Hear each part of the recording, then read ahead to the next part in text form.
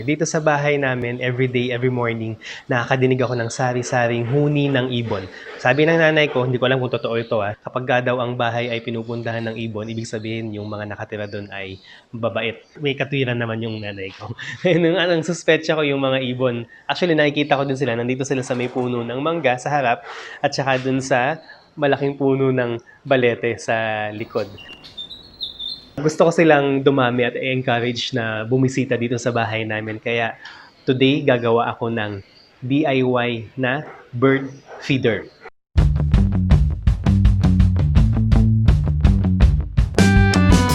I found some design ng bird feeder online na gumagamit ng plastic bottle.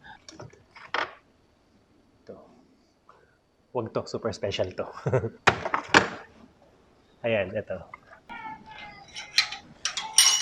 Nakabili ako ng bird seeds sa may pet shop sa Balara. Tinanong ko yung nagtitinda kung anong klaseng mga seeds ito. Hindi niya alam. Basta daw, assorted. Lagi ako nakakakita ng mga ibon sa spot na ito.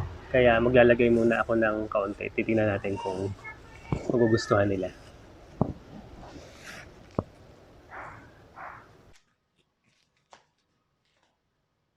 Naubos yung mga bird seeds dito.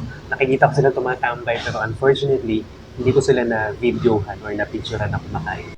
Ang kagandahan ngayon, medyo sure tayo na yung bird seed na nabili natin ay nagugustuhan ng mga ibon na umaaligid dito sa bahay.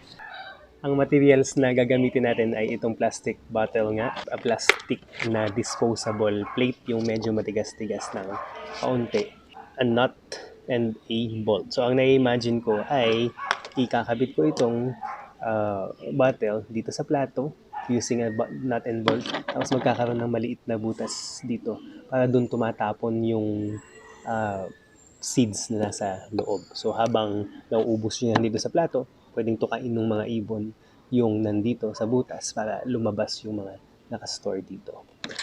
Gawin na natin.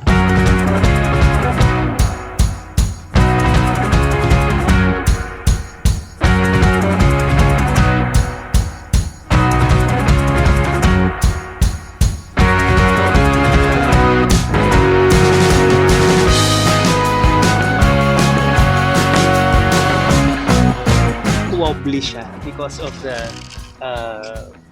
yung screw na nasa ilalim niya. So siguro ang gagawin ko is papatong ko na lang siya sa isa pang plate. Kaya mas stable na, tsaka baka lagyan ko ng bato na pampabigat para hindi matapon kasi mabigat yung itaas niya.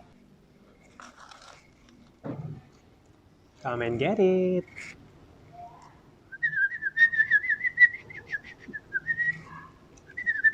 Kata! Kata! Kata!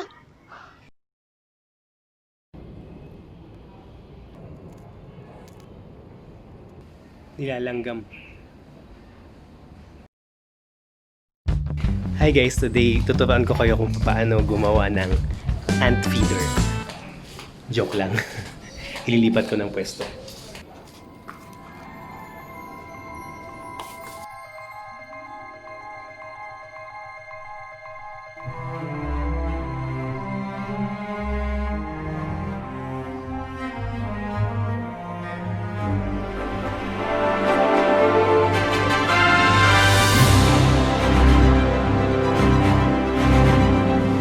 Successful yung ikalawang location na pinili ko.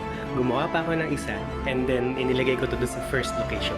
So second chance dun sa una kong pinaglagyan.